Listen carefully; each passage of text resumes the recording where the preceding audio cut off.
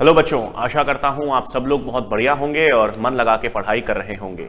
पादप जगत के पार्ट 3 में बच्चों आप सब लोगों का बहुत बहुत स्वागत है।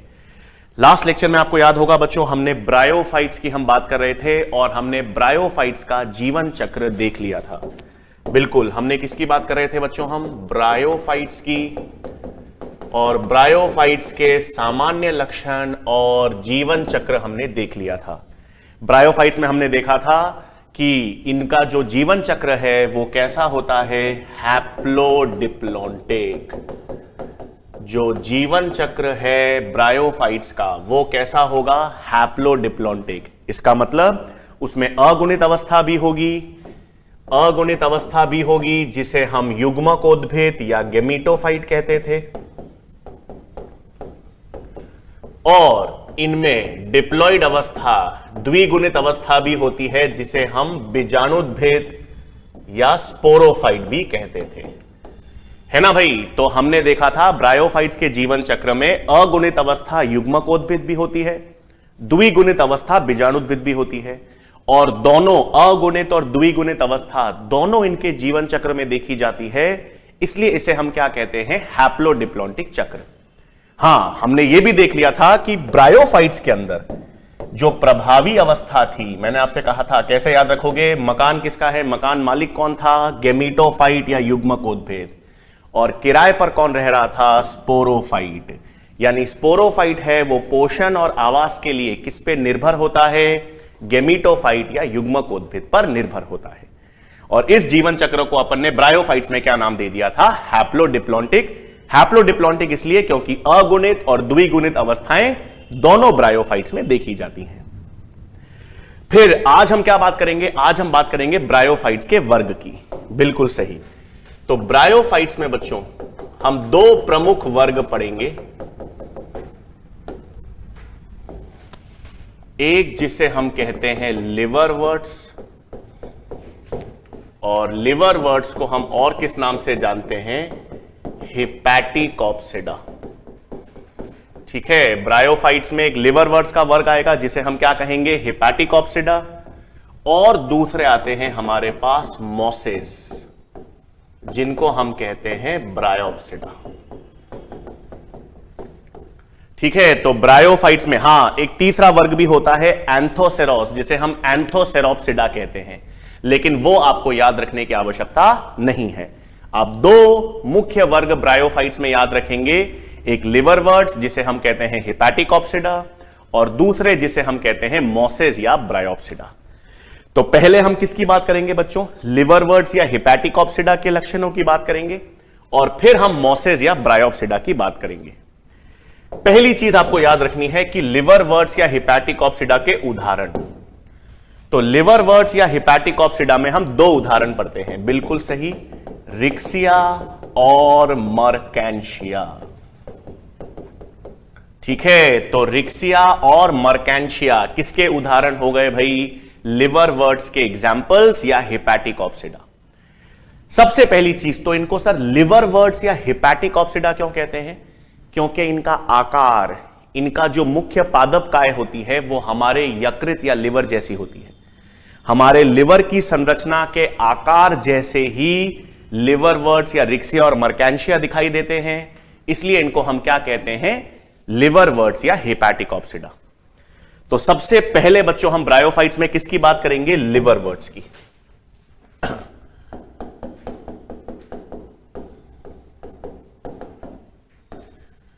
अब लिवरवर्ट्स को हमने क्या नाम दे दिया बच्चों, हेपेटिकॉप्सिडा। इसमें मैंने पहले तो बिल्कुल एक उदाहरण तो क्या होगा, मर्केंशिया, और दूसरा उदाहरण क्या है, रिक्सिया। अब मर्केंशिया का जो डायग्राम है बच्चों वो एनसीईआरटी में दे रखा है, तो आपको क्या ध्यान रखना है, बिल्कुल हां,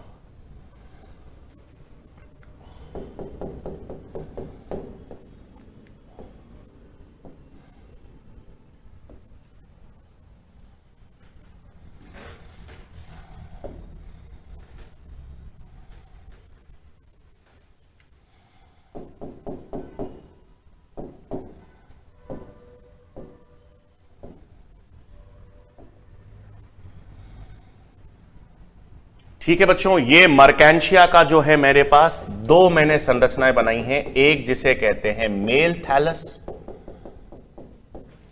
और एक जिसे कहते हैं फीमेल थैलस। हाँ, एनसीईआरटी ने मर्केंशिया में मेल और फीमेल थैलस दे रखे हैं। कहने के लिए थैलस है, लेकिन काय में विभेदन चालू हो चुका है ना। ब्रायोफाइट्स की जो मुख्य काय है उसमें विभेदन प्रारंभ हो चुका है, लेकिन फिर भी एनसीईआरटी ने इसको थैलस लिख दिया है। खैर, इससे क्या मालूम चल रहा है? पहली चीज हमको मालूम चल रही है बच्चों कि मर्केंशिया में नर पादप अलग है और मादा पादप अलग है, मेल अलग है, फीमेल अलग है। मतलब मर्केंशिया में नर पादप अलग है, मादा पादप अलग है। एक ही पादप पे नर और मादा अंग दोनों नहीं है, इसीलिए मर्केंशिया क्या कहलाता है? डायईशियस। डायईशियस का मतलब नर पादप और मादा पादप अलग है। ये आर्कीगोनियोफोर है, मतलब ये मादा लैंगिक अंग है, और ये एंथरीडियोफोर है। एंथरीडियोफोर यानी नर लैंगिक अंग, और ये आर्कीगोनियोफोर है जिसे हम कहते हैं मादा लैंगिक अंग। तो पहला और बहुत इंपॉर्टेंट पॉइंट है जो मर्केंशिया है, मर्केंशिया किसका उदाहरण है? डायईशियस पादप का। डायईशियस पादप का मतलब है जैसे हम हैं, नर अलग है, मादा अलग है, नर पादप अलग है, मादा पादप अलग है, नर पादप मादा पादप दोनों अलग अलग हैं, इसे कहते हैं डायईशियस मर्केंशिया। लेकिन जो रिक्सिया होता है, हां, रिक्सिया की अधिकांश जातियां बच्चों आपको ध्यान रखना है कैसी होती हैं? मोनोइशियस। मतलब रिक्सिया का जो पादप है उसमें नर और मादा लैंगिक अंग, नर और मादा लैंगिक संरचनाएं एक ही पादप पर होती हैं। तो मर्केंशिया आपको ध्यान रखना है क्या है बच्चों? डायईशियस। लेकिन रिक्सिया की जो अधिकांश जातियां हैं वो मोनोइशियस है, मतलब नर और मादा लैंगिक अंग एक ही पादप पर पाए जाएंगे। अब मर्केंशिया और रिक्सिया हमने देख लिए, लिवरवर्ट्स के उदाहरण तो हो गए। इसमें लिवरवर्ट्स क्या हो गया आपके पास? मर्केंशिया डायईशियस हो गया और रिक्सिया क्या हो गया? मोनोइशियस। अब हम लिवरवर्ट्स के लक्षणों की बात करें बच्चों, तो सबसे पहले लिवरवर्ट्स के लक्षणों में एक एक करके सबसे पहला लक्षण अपन देखेंगे बच्चों कि लिवरवर्ट्स में जो राइजोइड्स होते हैं, हां, राइजोइड जिसे हिंदी में क्या कहते हैं? मूलाभास। तो राइजोइड्स जो हैं लिवरवर्ट्स के, यानी रिक्सिया और मर्केंशिया में जो राइजोइड्स होते हैं वो एक कोशिकीय होंगे और अशाखित। तो राइजोइड्स जो हैं वो कैसे होंगे? एक कोशिकीय व अशाखित, जिसे हम क्या कहते हैं? यूनिसेल्यूलर और अनब्रांच्ड। तो पहला लक्षण जो लिवरवर्ट्स यानी रिक्सिया और मर्केंशिया हैं, ब्रायोफाइट्स के उदाहरण हैं, तो इनमें राइजोइड्स होंगे, मूल रूपी संरचना या मूलाभास, एक कोशिकीय होंगे और अशाखित होंगे, पहला लक्षण। दूसरा बच्चों, ये जो लिवरवर्ट्स है ना, इनकी जो मुख्य काय है वो अधर और पृष्ठीय रूप से चपटी होती है। मतलब अधरीय हिस्सा मतलब मैंने कहा था नीचे वाला, और पृष्ठीय हिस्सा मतलब पीछे वाला यानी ऊपर वाला। तो पृष्ठीय और अधरीय हिस्सा जो होता है रिक्सिया और मर्केंशिया जैसे लिवरवर्ट्स का, वो चपटा होगा। चपटा होने के साथ साथ उसमें शल्क पाए जाते हैं। शल्क या स्केल्स किस हिस्से पर होंगे? अधरीय भाग पर उपस्थित। तो रिक्सिया और मर्केंशिया पर आपको क्या मिलेंगे? अधरीय भाग मतलब नीचे की तरफ शल्क या स्केल्स मिलेंगे जो बहुकोशिकीय होते हैं, और ये किसमें काम करते हैं? सुरक्षा में। ये ब्रायोफाइट्स को क्या प्रदान करते हैं? सुरक्षा प्रदान करते हैं। तो दो लक्षण देखे हैं अपन ने लिवरवर्ट्स के। लिवरवर्ट्स मतलब मर्केंशिया या रिक्सिया की बात करूं, ये थैलस है। तो तो थैलस में आपके पास एक कोशिकीय क्या होंगे, राइजोइड्स, ये मूलाभास। ये तो अपन ने क्या बना दिए, एक कोशिकीय मूलाभास। और इसके साथ साथ कुछ बहुकोशिकीय क्या होंगे, शल्क भी होंगे। और जो बहुकोशिकीय शल्क या स्केल्स होंगे वो क्या काम करेंगे, सुरक्षा प्रदान करने में काम करेंगे। ठीक है, लिवरवर्ट्स में। फिर नेक्स्ट चीज ये है बच्चों कि लिवरवर्ट्स का जो बीजाणुद्भिद है, हां, लिवरवर्ट्स का जो बीजाणुद्भिद यानी स्पोरोफाइट है, ठीक है, वो किसमें विभेदित होगा, फुट, सीटे और कैप्सूल में।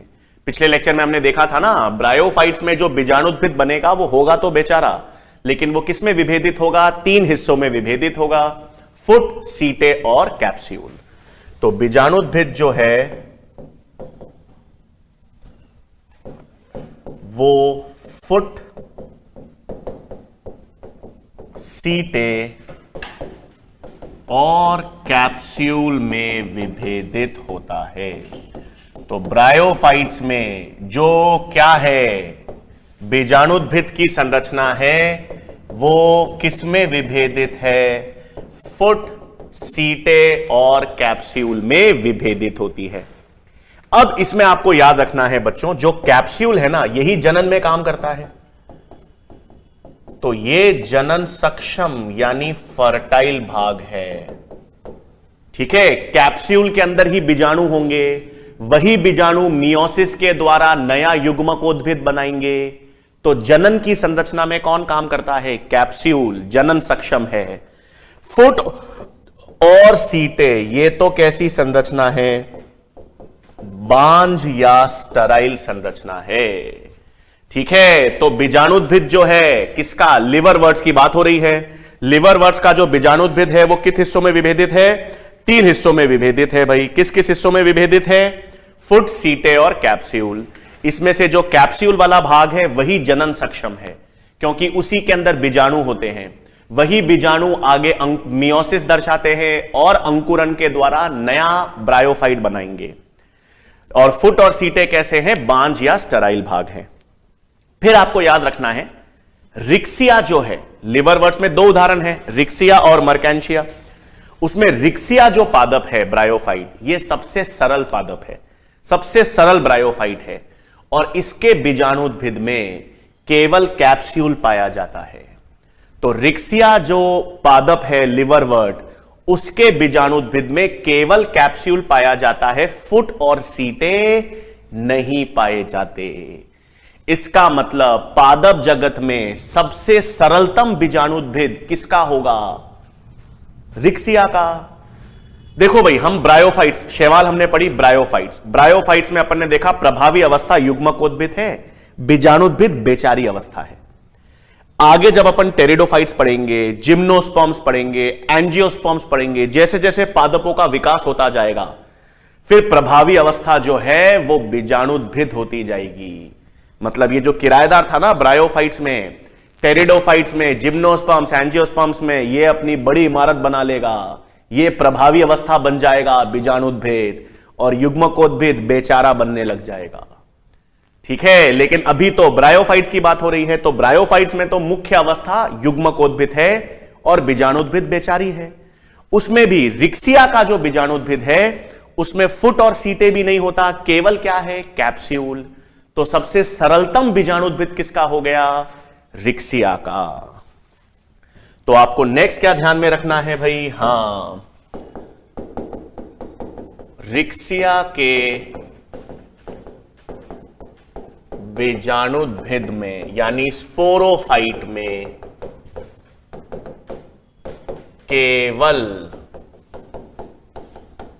केवल क्या उपस्थित है, कैप्सूल। ठीक है, तो रिक्सिया का जो बीजाणुद्भिद है, रिक्सिया के बीजाणुद्भिद में केवल क्या पाया जाता है, कैप्सूल पाया जाता है। इसका मतलब अतः पादप जगत में सरलतम बीजाणुद्भिद का मतलब है सिंपलेस्ट स्पोरोफाइट।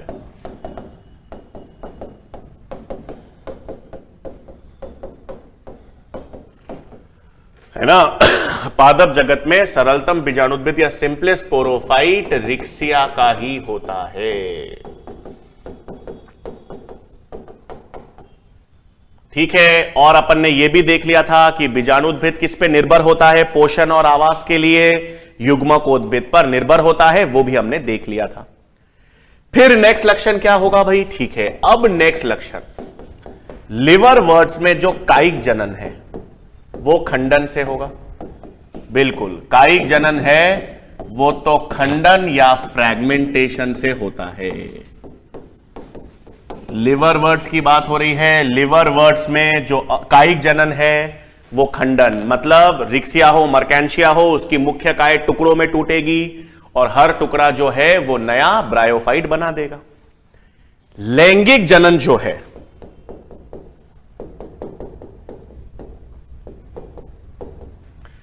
या सबसे पहले तो अलैंगिक जनन देखें बच्चों। हां, अलैंगिक जनन या जो एसेक्सुअल रिप्रोडक्शन है, उसमें अलैंगिक जनन में या एसेक्सुअल रिप्रोडक्शन में विशेष रूप से संरचनाएं पाई जाती हैं जिसे कहते हैं गैमा कप्स।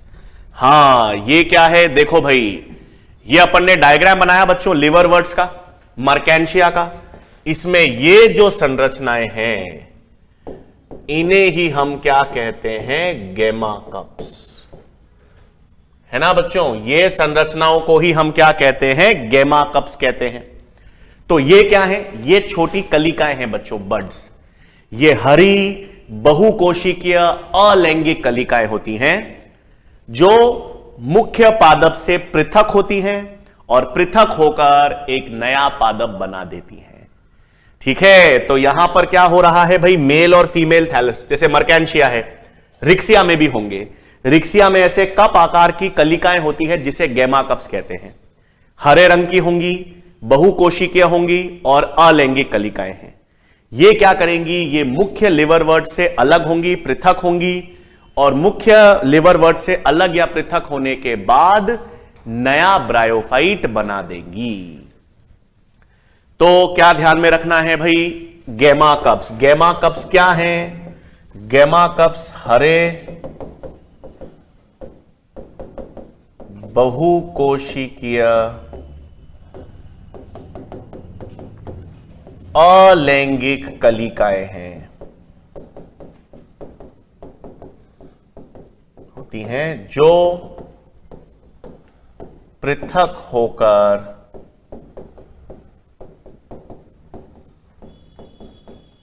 नया ब्रायोफाइट बनाती हैं।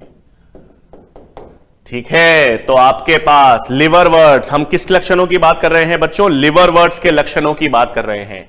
लिवर वर्ड्स में जो अलैंगिक जनन है, अलैंगिक जनन के लिए गैमा कप्स नामक संरचनाएं हैं, हरे रंग की होंगी, बहुकोशिकीय होंगी, कलिकाएं होती हैं, मुख्य ब्रायोफाइट से पृथक अलग होती हैं और नया ब्रायोफाइट बना देती हैं। ठीक है, अच्छा, फिर नेक्स्ट लक्षण क्या होता है बच्चों?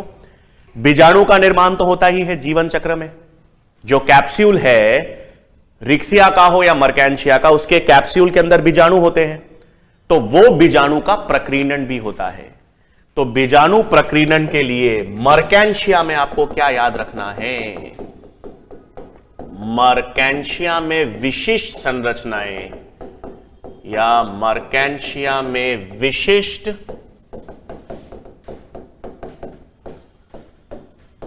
आर्द्रगाही कोशिका समूह पाया जाता है जिसे हम क्या कहते हैं? इलेटर्स। जिसे हम क्या कहते हैं बच्चों? इलेटर्स। क्या है? इधर ध्यान देंगे बच्चों। अगर मैं एक बीजाणुद्भिद की संरचना बनाऊं, ठीक है, अगर मैं बीजाणुद्भिद की संरचना बनाऊं तो उसमें मैंने आपसे कहा बच्चों फुट, सीटे और कैप्सूल होता है। ब्रायोफाइट्स में लिवर वर्ड्स की बात हो रही है, तो ब्रायोफाइट्स में लिवर वर्ड्स में बीजाणुद्भिद फुट, सीटे और कैप्सूल से बना है। हां, ये आपके पास कुछ इस तरह की संरचना है। ये कैप्सूल है, ये सीटें है और ये फुट है। फुट, सीटें और कैप्सूल से क्या बना होता है? बीजाणुद्भिद। अब इस कैप्सूल के अंदर, इस कैप्सूल के अंदर आपको क्या मिलते हैं? बीजाणु मिलते हैं। ये बीजाणु मियोसिस करेंगे, मियोसिस से अगुणित बीजाणु बनाएंगे और वो बीजाणु फिर कैप्सूल से बाहर निकलकर मृदा में जाएंगे, अंकुरित होंगे और नया ब्रायोफाइट बनाएंगे, है ना। जीवन चक्र में कैप्सूल है, कैप्सूल में बीजाणु है, बीजाणु में क्या होगा? मियोसिस या अर्धसूत्री विभाजन और अगुणित बीजाणु बनेंगे और ये कैप्सूल से निकलकर मृदा पर जाकर नया ब्रायोफाइट बनाएंगे। तो कैप्सूल फटेगा तभी तो बीजाणु निकलेंगे। ये बीजाणु कैप्सूल से कैसे निकलेंगे? जब कैप्सूल फटेगा। तो कैप्सूल को फाड़ने में एक विशिष्ट आर्द्रग्राही कोशिकाएं पाई जाती हैं जिन्हें इलेटस कहते हैं, और ये किसमें काम करते हैं? बीजाणु प्रकीर्णन में कार्य करते हैं। बीजाणु प्रकीर्णन का मतलब किसमें काम करते हैं? स्पोर डिस्पर्सल में। किसमें काम करेंगे? स्पोर डिस्पर्सल में। आर्द्रग्राही है। कैसे?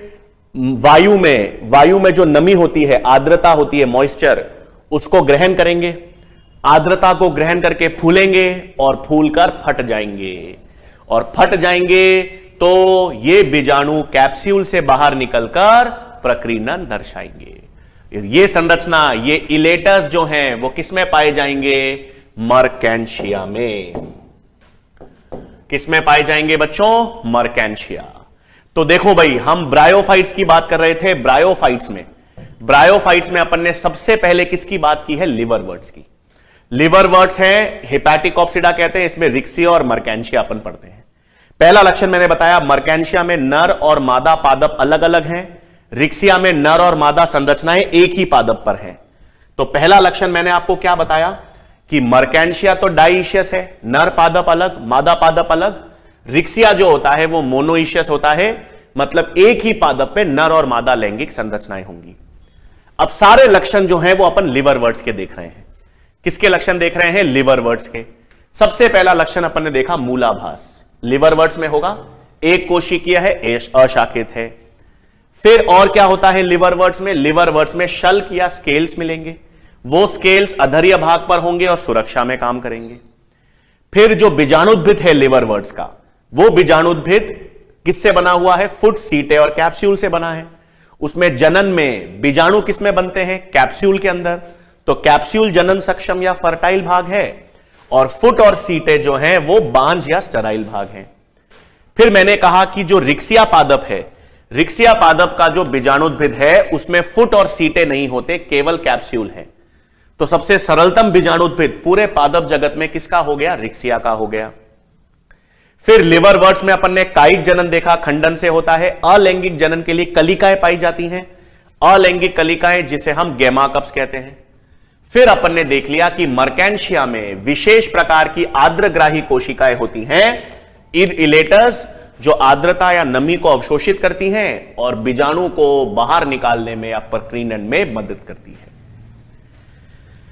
अंत में बच्चों आपको अगर याद होगा तो जब मैंने आपको जीवन चक्र बताया था, जब अपन ने हैप्लॉइड और डिप्लॉइड जीवन चक्र देखा था, तो कैप्सूल में 2n है। कैप्सूल में क्या पाए जाते हैं? बीजाणु पाए जाते हैं, 2n। इनमें अर्धसूत्री विभाजन होगा, मियोसिस। मियोसिस से अब ये अगुणित बीजाणु बनाएंगे, इनका अंकुरन होगा और अंकुरन से नया युग्मकोद्भिद बनेगा। ठीक है ना बच्चों? यही मैंने आपको बताया था। ठीक है, कैप्सूल जो है, कैप्सूल के अंदर बीजाणु होंगे 2n। ये बीजाणु अर्धसूत्री विभाजन या मियोसिस करके अगुणित बीजाणु बनाएंगे और ये अंकुरन युग्मकोद्भिद बना देगा अंकुरन के द्वारा। और आपको याद होगा बच्चों, तो मैंने अंकुरन के ब्रैकेट में लिखा था प्रत्यक्ष या अप्रत्यक्ष, है ना। पिछले लेक्चर में जब अपन ने हैप्लोडिप्लॉन्टिक चक्र बताया था या बनाया था, तो हमने क्या बात की थी कि अंकुरन प्रत्यक्ष होगा या अप्रत्यक्ष।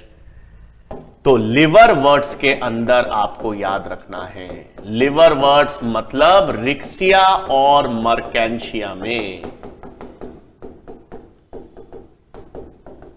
रिक्सिया और मर्केंशिया जो लिवरवर्ट्स है उनमें जो बीजाणु का अंकुरन है वो सीधे यानी प्रत्यक्ष होता है, डायरेक्ट। ठीक है, प्रत्यक्ष का मतलब बीच में या मध्य में कोई और संरचनाएं नहीं बनती, मध्य में बीच में कोई और विशेष संरचनाएं नहीं बनेंगी।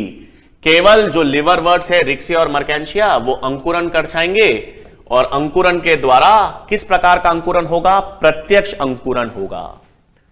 तो सर अप्रत्यक्ष अंकुरन क्यों लिखा? अप्रत्यक्ष अंकुरन अब आगे बताऊंगा जो मोसेस में देखा जाएगा। ठीक है, तो लिवरवर्ट्स में ब्रायोफाइट्स के दो प्रमुख वर्ग हैं। अभी अपन ने किसकी बात की है? लिवरवर्ट्स की।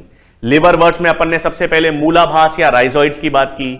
मूलाभास या राइजोइड्स में मैंने कहा वो एक कोशिकीय या अशाखित हैं, शल्क उपस्थित हैं, अलैंगिक जनन में गैमा कप्स मिलेंगे, सबसे सरलतम बीजाणुद्भिद रिक्सिया का मिलेगा, और मर्केंशिया में इलेटर्स मिलेंगे बीजाणु प्रकीर्णन के लिए।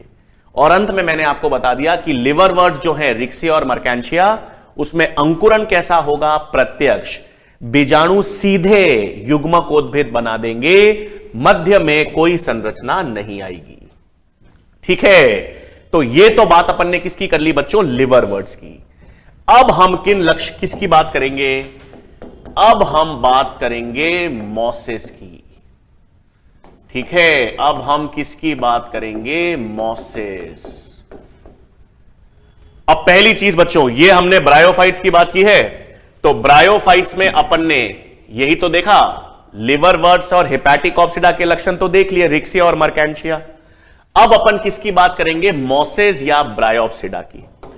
तो मोसेस या ब्रायोप्सिडा में उदाहरण कौन कौन से आएंगे? बहुत सारे उदाहरण आएंगे भाई।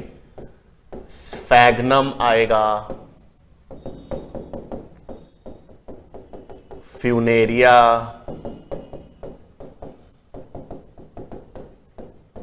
पॉलीट्राइकम, डेंड्रोसेरोस, ये सब किसके उदाहरण आते हैं? मोसेस के। ठीक है, अभी हम देखेंगे। तो सबसे पहला लक्षण तो आपको याद रखना है, मोसेस जो हैं वो विकसित ब्रायोफाइट्स हैं, है ना भाई। ब्रायोफाइट्स में लिवरवर्ट्स भी है, लिवरवर्ट्स के साथ मोसेस भी हैं। लिवरवर्ट्स जो हैं वो सरल ब्रायोफाइट्स हैं, और अधिक विकसित ब्रायोफाइट्स किस में आ जाते हैं? मोसेस। तो मोसेस का मतलब है, पहला लक्षण तो ये सबसे विकसित ब्रायोफाइट्स हैं। ठीक है, तो सबसे विकसित ब्रायोफाइट्स कौन से हो गए भाई हमारे पास? सबसे विकसित ब्रायोफाइट्स हो गए मोसेस, पहला लक्षण। दूसरा, मोसेस के अंदर जो मूलाभास या राइजोइड्स हैं, हां, राइजोइड्स या जो मूलाभास है ना, वो अब बहुकोशिकीय और शाखित हो जाएंगे। बहुकोशिकीय यानी मल्टी सेल्यूलर और शाखित। ठीक है, तो नेक्स्ट क्या हो गया भाई? मोसेस की बात हो रही है। मोसेस सबसे विकसित ब्रायोफाइट्स है, मतलब लिवरवर्ट्स से ज्यादा विकसित है। फिर इनका पहला विकास क्या है? वहां पर लिवरवर्ट्स के अंदर जो मूलाभास या राइजोइड्स थे वो एक कोशिकीय थे और अशाखित। यहां पर राइजोइड्स क्या हो गए? बहुकोशिकीय और शाखित हो गए, पहला। दूसरा, हां, मोसेस में आपको, मोसेस में दो संरचनाएं दे रखी है बच्चों एनसीईआरटी में। एक तो आपको फ्यूनेरिया की संरचना दे रखी है, और एक आपको स्फैग्नम की संरचना दे रखी है। ठीक है, कुछ इस तरह से दे रखा है स्फैग्नम में।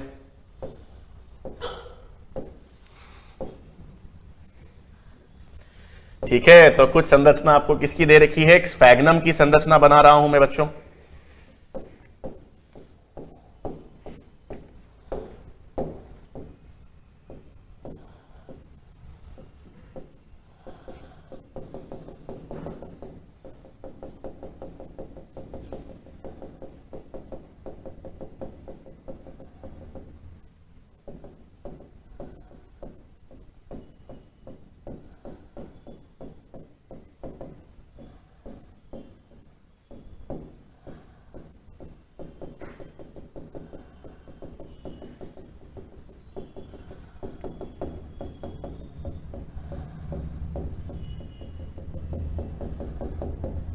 ठीक है, ये आपको एंथरीडियल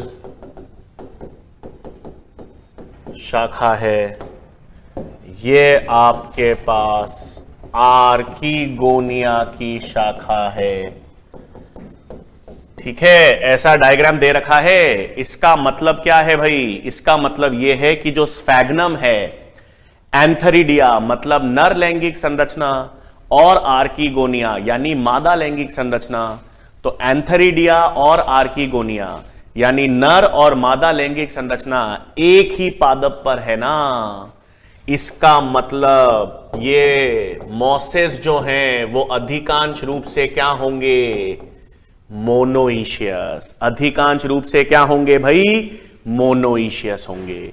फ्यूनेरिया का भी डायग्राम दे रखा है, उसमें आपको बीजाणुद्भिद दे रखा है पहले। ठीक है, उसमें क्या दे रखा है? बीजाणुद्भिद। हां, युग्मकोद्भिद दे रखा है पहले। तो युग्मकोद्भिद में इस ये पत्तियां हैं,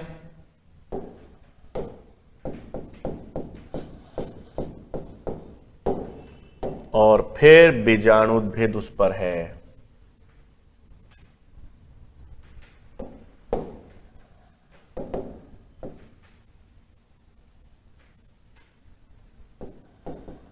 ये कैप्सूल, सीटे, फुट,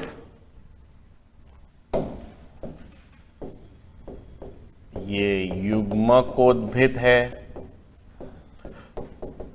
एन,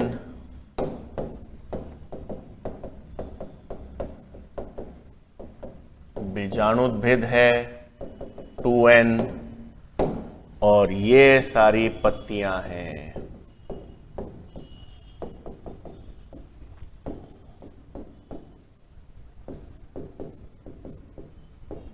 तो क्या लक्षण है? देखो बच्चों, एनसीईआरटी ने ये दो डायग्राम्स किस लिए दे रखे हैं? क्या समझाने के लिए? सुन लेना।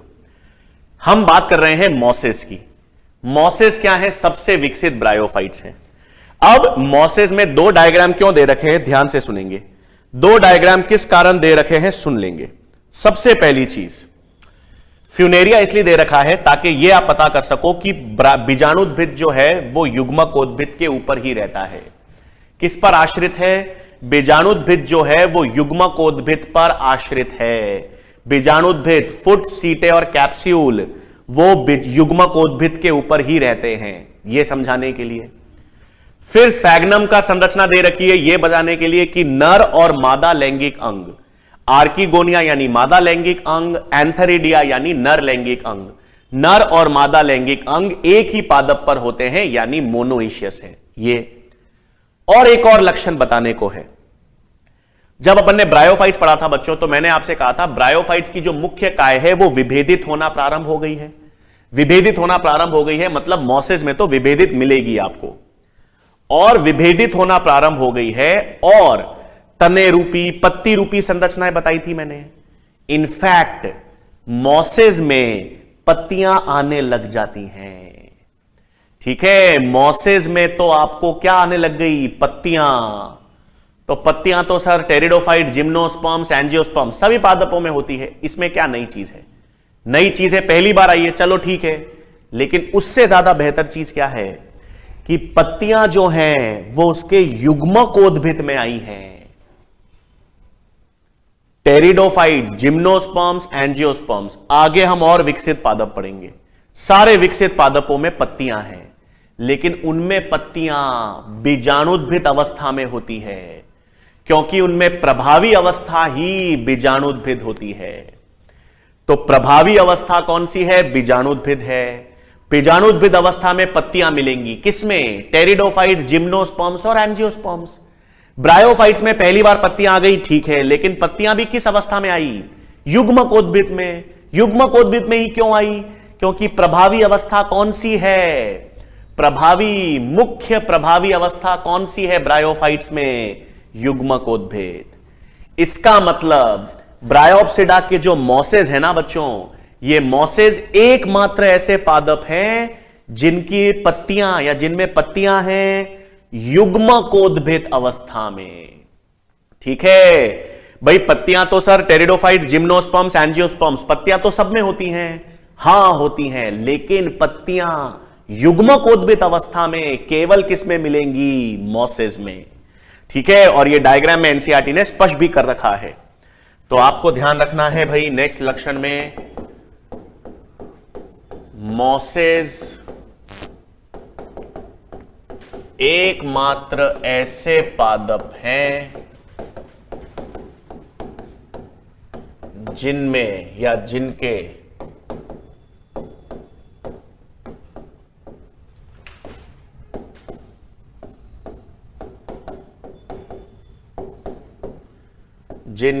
युग्मकोद्भिद में, ठीक है, मॉसेस एकमात्र ऐसे पादप हैं जिनके युग्मकोद्भिद में पत्तियां पाई जाती हैं।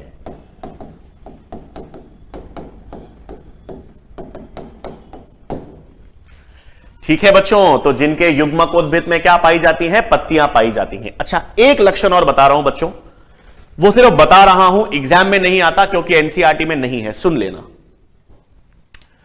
ये जो अपन मॉसेस की बात कर रहे हैं, ध्यान से, मॉसेस का जो बीजाणुद्भिद है वो भी फुट, सीटे और कैप्सूल में विभेदित है। सेम लक्षण जो लिवरवर्ट्स में था। लिवरवर्ट्स का जो बीजाणुद्भिद था वो भी फुट, सीटे और कैप्सूल में विभेदित था। रिक्सिया अलग था क्योंकि रिक्सिया में केवल कैप्सूल था। लेकिन मॉसेस का जो बीजाणुद्भिद है वो भी 3 हिस्सों में, फुट, सीटे और कैप्सूल में विभेदित है। इंटरेस्टिंग चीज क्या है कि जो मॉसेस है ना, उसमें से कुछ मॉसेस का जो कैप्सूल है ये प्रकाश संश्लेषण कर सकता है। हां, जब अब अगर आप आगे बॉटनी पढ़ते हैं तो हम ये देखते हैं कि जो बीजाणुद्भिद है मॉसेस का, उसमें जो कैप्सूल है वो काफी मॉसेस में प्रकाश संश्लेषण कर सकता है। तो काफी मॉसेस में कैप्सूल अगर प्रकाश संश्लेषण कर सकता है तो वो अपना भोजन तो खुद बना सकता है, केवल आवास के लिए ही युग्मकोद्भिद पर आश्रित रहता है। ठीक है, तो ये मैं आपको सिर्फ एक नॉलेज के लिए एक बिंदु है वो बता रहा हूं। नीट में ऐसा नहीं पूछेंगे क्योंकि नीट में आपको ऐसा कुछ नहीं, आपके एनसीईआरटी टेक्स्ट बुक्स में कहीं पर भी ऐसा कुछ नहीं दे रखा। सिर्फ इतना कह रखा है कि मुख्य प्रभावी अवस्था जो है वो बीजाणुद्भिद है, मुख्य प्रभावी अवस्था युग्मकोद्भिद है और बीजाणुद्भिद बेचारी अवस्था है जो उस पर निर्भर है। लेकिन फिर भी आपके पॉइंट या इंफॉर्मेशन के लिए मैंने बता दिया, मॉसेस में भी, सारे नहीं, कुछ मॉसेस के बीजाणुद्भिद में जो कैप्सूल है वो प्रकाश संश्लेषण कर सकता है। ठीक है, मॉसेस जो हैं, मॉसेस में जो बीजाणुद्भिद अवस्था है उसमें जो कैप्सूल है वो प्रकाश संश्लेषण कर सकता है। तो वो भोजन के लिए तो युग्मकोद्भिद पे निर्भर नहीं है, केवल आवास के लिए निर्भर है। ठीक है, तो ये खैर ये आपको इंफॉर्मेशन के लिए मैंने बता दिया। हमारे लेवल पर आपको पता होना चाहिए, नीट और एम्स के लेवल के लिए, कि जो बीजाणुद्भिद अवस्था है वो बेचारी है, वो किस पे निर्भर करेगी? वो युग्मकोद्भिद पर निर्भर करेगी। ठीक है, चलो भाई, फिर नेक्स्ट लक्षण क्या हो गया? मॉसेस, ये बात हो गई। फिर दूसरा लक्षण आपको याद होना चाहिए कि मॉसेस के अंदर बीजाणु प्रकीर्णन के लिए, मॉसेस में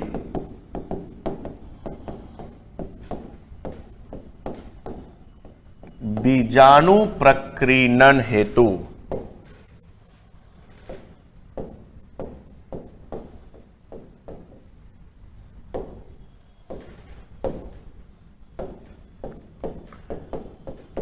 ठीक है, मॉसेस में बीजाणु प्रकीर्णन हेतु विस्तारित संरचनाएं पाई जाती हैं, या जिसे हम कहते हैं विस्तारित क्रियाविधि होती है। कैसी?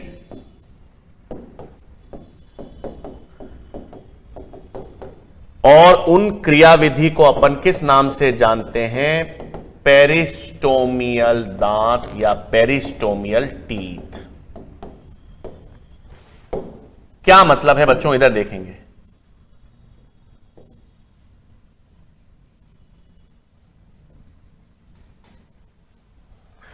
ठीक है भाई, देखो, अपन ने लिवरवर्ट्स देखे थे। लिवरवर्ट्स में अपन ने मर्केंशिया देखा था।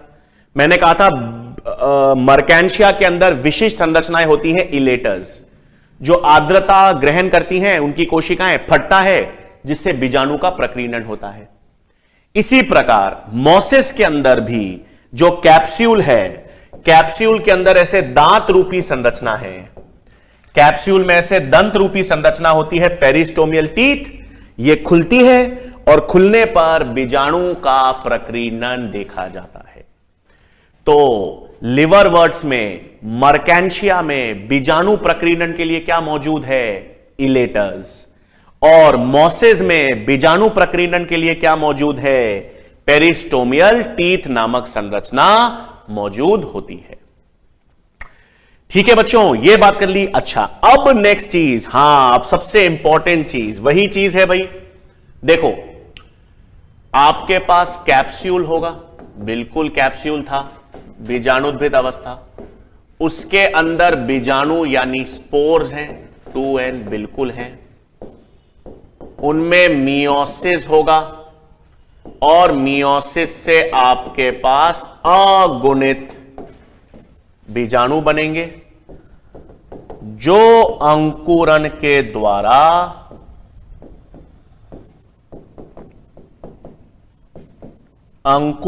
द्वारा क्या बना देते हैं? युग्मकोद्भिद बना देते हैं। यही पढ़ा था ना अपन ने। कैप्सूल जो है, कैप्सूल में बीजाणु हैं, बीजाणु में अर्धसूत्री विभाजन से अगुणित बीजाणु बनेंगे, अंकुरन और युग्मकोद्भिद। लिवरवर्ट्स में अपन ने क्या पढ़ा?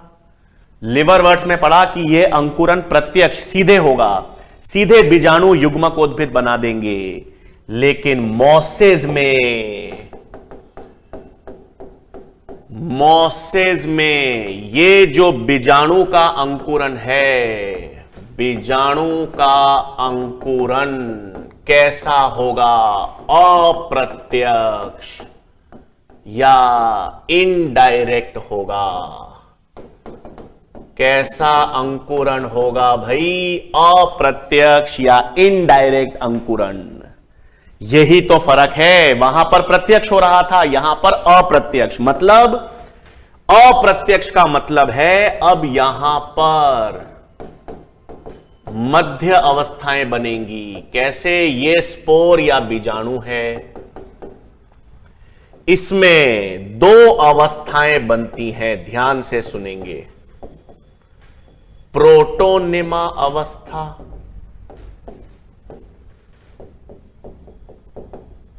और लीफी अवस्था, और फिर जाकर क्या होगा? युग्मकोद्भिद बनेगा। क्या? ध्यान से। इसे अपन ने क्या कह दिया? अप्रत्यक्ष अंकुरन।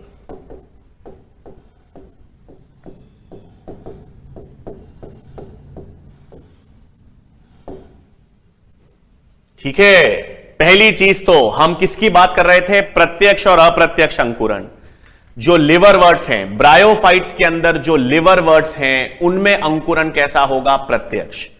प्रत्यक्ष अंकुरन का मतलब है बीजाणु सीधा मृदा में जाएंगे, सॉइल में गिरेंगे और सीधा नया युग्मकोद्भिद या ब्रायोफाइट बना देंगे। ठीक है, लेकिन मोसेस विकसित हैं, अधिक विकसित हैं, तो मोसेस के अंदर बीजाणु जो हैं वो अप्रत्यक्ष अंकुरन यानी मध्य अवस्थाएं बनाएंगे, फिर युग्मकोद्भिद बनेगा।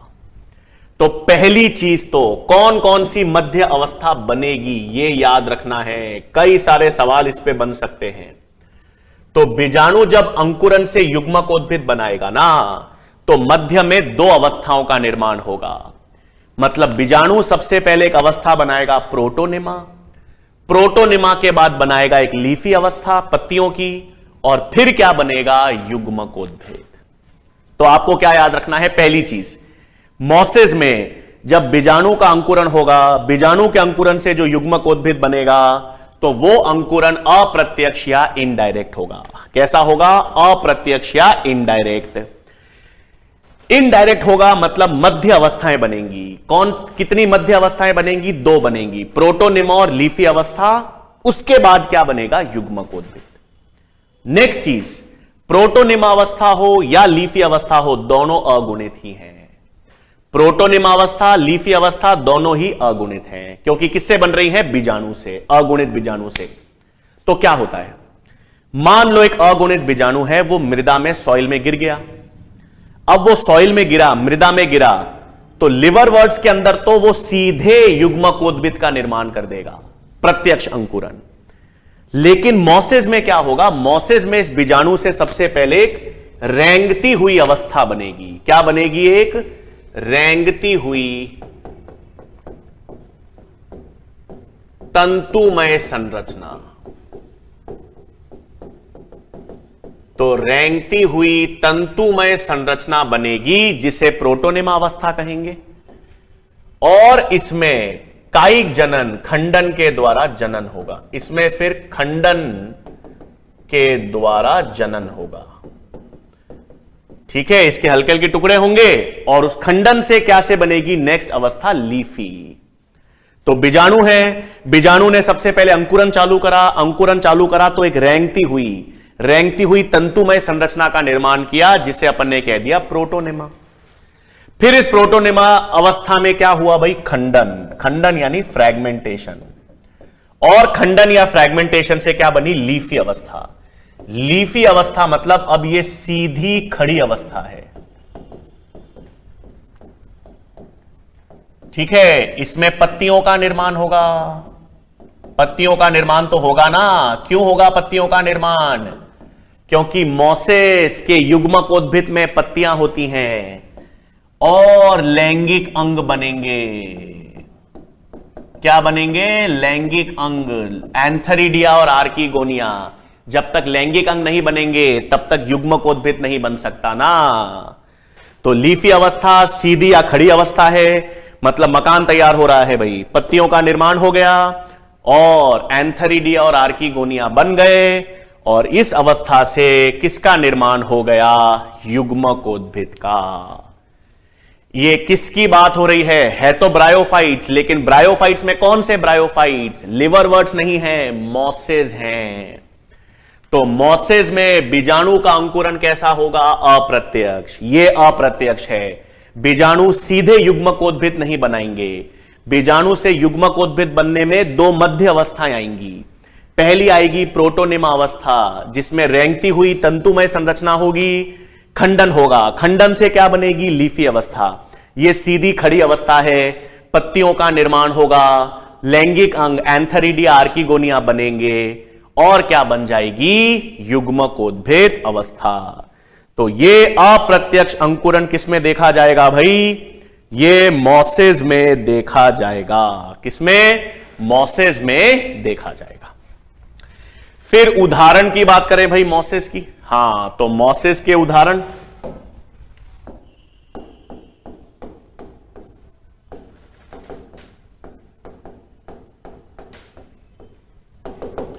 मोसेस के उदाहरण में मैंने आपको बताया सबसे पहले आपको याद रखना है स्फैग्नम। स्फैग्नम को हम पीट मॉस या बॉग मॉस भी कहते हैं।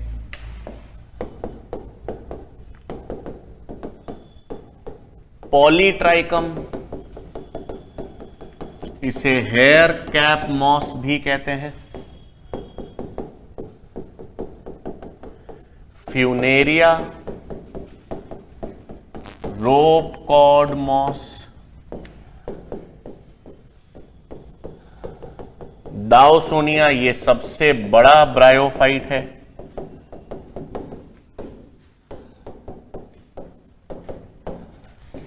और डेंड्रोसेरोस,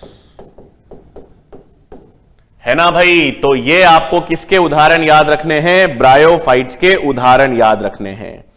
ठीक है, ब्रायोफाइट्स में क्या क्या उदाहरण है भाई? मोसेस के उदाहरण की बात हो रही है। तो मोसेस में अपन ने कौन कौन से उदाहरण देख लिए? कौन कौन से उदाहरण अपन ने देख लिए? स्फैग्नम हमने देख लिया, फ्यूनेरिया हमने देख लिया, डाउसेनिया, डेंड्रोसेरोस, पॉलीट्राइकम, ये सब किसके उदाहरण हैं? मोसेस के। तो देखो बच्चों, अपन ने किसकी बात कर ली है? ब्रायोफाइट्स की। अपन ने बात की ब्रायोफाइट्स के जीवन चक्र, तो अपन ने पिछले लेक्चर में देख ही लिया था। मोसेस ब्रायोफाइट्स के सामान्य लक्षण, ब्रायोफाइट्स का जीवन चक्र अपन ने पूरा किसमें देख लिया था? पिछले लेक्चर में।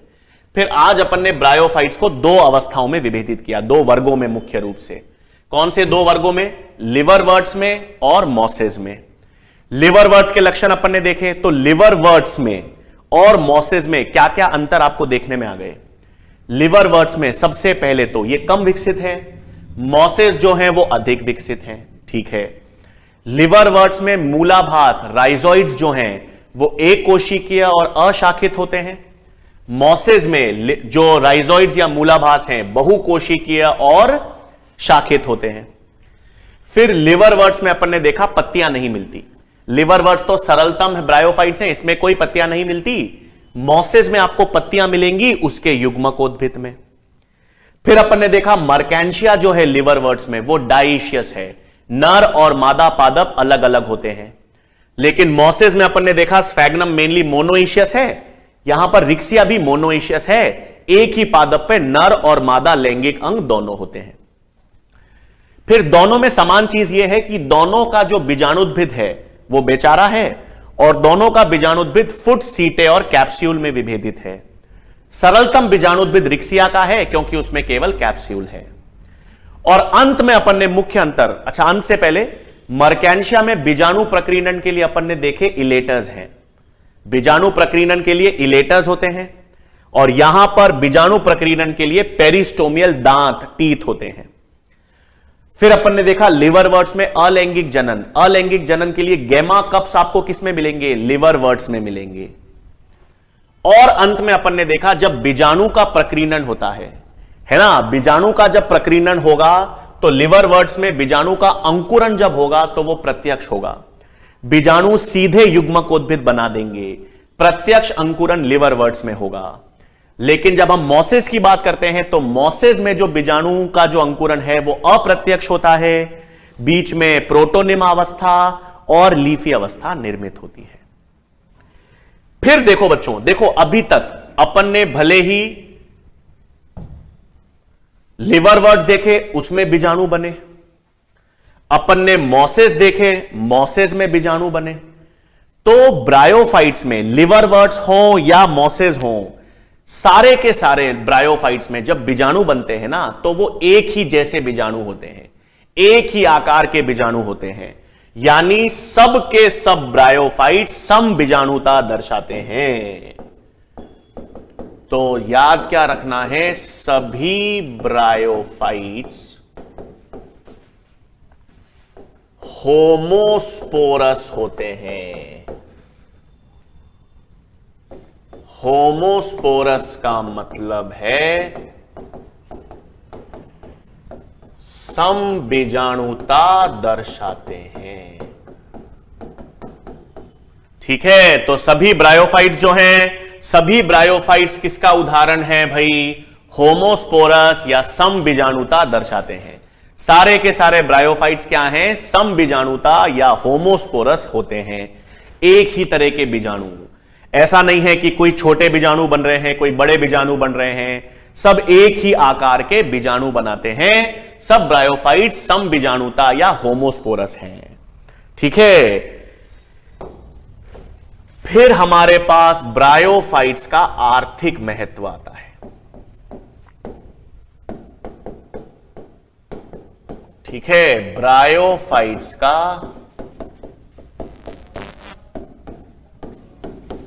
आर्थिक महत्व। ठीक है, ब्रायोफाइट्स की इकोनॉमिक इंपॉर्टेंस या ब्रायोफाइट्स का आर्थिक महत्व अपन देख रहे हैं। अब देखो भाई, शैवाल अपन ने देखा था 50% प्रकाश संश्लेषण तो कौन करता है? शैवाल करती है। आगे अपन टेरिडोफाइट्स पढ़ेंगे तो अपन देखेंगे टेरिडोफाइट्स में तो बहुत सारे औषधियां, उनकी जो औषधियां के रूप में वो यूज होते हैं, सजावट में यूज होते हैं टेरिडोफाइट्स। जिम्नोस्पर्म्स, एंजियोस्पर्म्स के भी और अलग अलग महत्व हैं। फल मिलते हैं, बीज मिलते हैं। इन सब की तुलना में, मतलब पादप जगत में शैवाल, टेरिडोफाइट्स, जिम्नोस्पर्म्स और एंजियोस्पर्म्स, इन सब की अगर अपन तुलना करें ना तो इन सब की तुलनात्मक रूप से सबसे कम आर्थिक महत्व किसका होता है? ब्रायोफाइट्स का। तो पादपों में से सबसे कम आर्थिक महत्व किसका है भाई? ब्रायोफाइट्स का है।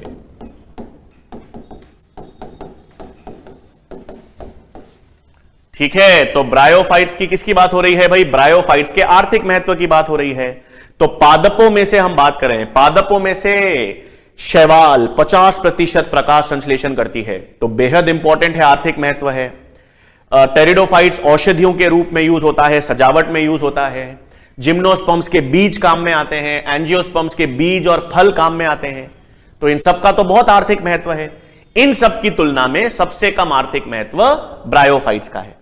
पर क्या ब्रायोफाइट्स का है भाई? फिर भी पहला तो जो स्फैग्नम है, हां, स्फैग्नम को अपन ने क्या कहा था बच्चों? पीट मॉस या बॉग मॉस। क्यों कहा?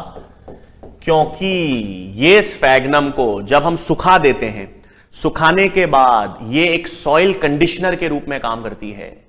हां, ये मृदा में अगर डाल दो तो जल अवशोषण क्षमता बढ़ जाती है मृदा की। काफी बार पैकिंग मटेरियल के रूप में इनको इस्तेमाल करते हैं। पैकिंग मटेरियल के रूप में क्यों इस्तेमाल करते हैं? ये सारा का सारा जल अवशोषण कर लेती है। तो अगर पैकिंग मटेरियल के अंदर कोई ऐसा सामान है जो जल से खराब हो सकता है, तो हम पैकिंग मटेरियल के लिए स्फैग्नम यूज करते हैं, क्योंकि सारा का सारा जल यही अवशोषित कर लेती है और किसी सामान को नुकसान नहीं पहुंचाने से बच जाता है। तो स्फैग्नम या जो बॉग मॉस है ना बच्चों, तो इसका जो सूखी स्फैग्नम जो है वो मृदा के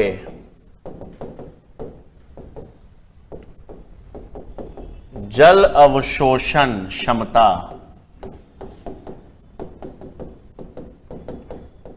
को बढ़ाती है।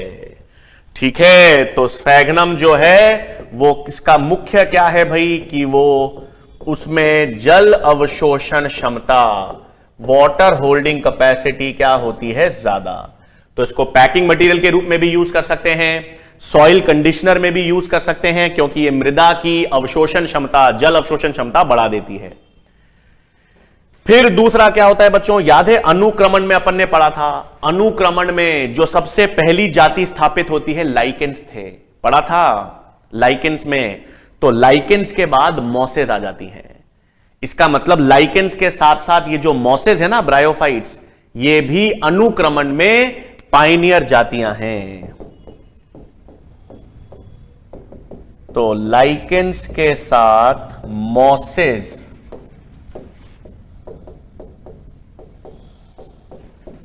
अनुक्रमण में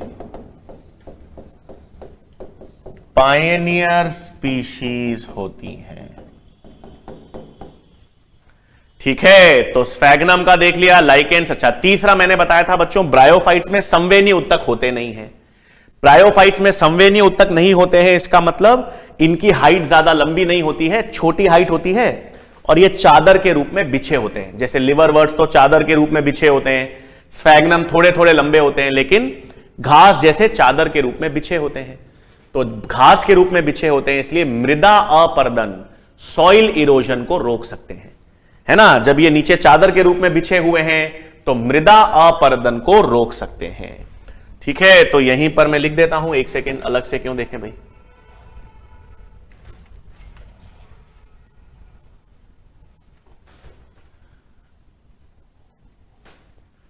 तो इसको अपन थोड़ा सा ऊपर ले गया भाई मैं, हाँ ठीक है। तो तीसरा बिंदु क्या है, याद रखना है भाई, मृदा अपर्दन से बचाव, या मृदा अपर्दन को मैं अंग्रेजी में लिख देता हूं बच्चों, सॉइल इरोजन, मृदा अपर्दन से बचाते हैं। ठीक है भाई, तो ये आपके पास क्या हो गए, ये हमारे पास ब्रायोफाइट्स के आर्थिक महत्व हैं। वैसे तो सभी पादपों से तुलना करें तो इनका आर्थिक महत्व बहुत कम है, लेकिन फिर भी जो आर्थिक महत्व में इनके काम है वो अपन ने देख लिए। क्या क्या है, स्फैग्नम सबसे इंपॉर्टेंट है बच्चों, पीट मॉस या बॉग मॉस इसीलिए कहते हैं इसको, क्योंकि इसमें जल अवशोषण की क्षमता ज्यादा होती है।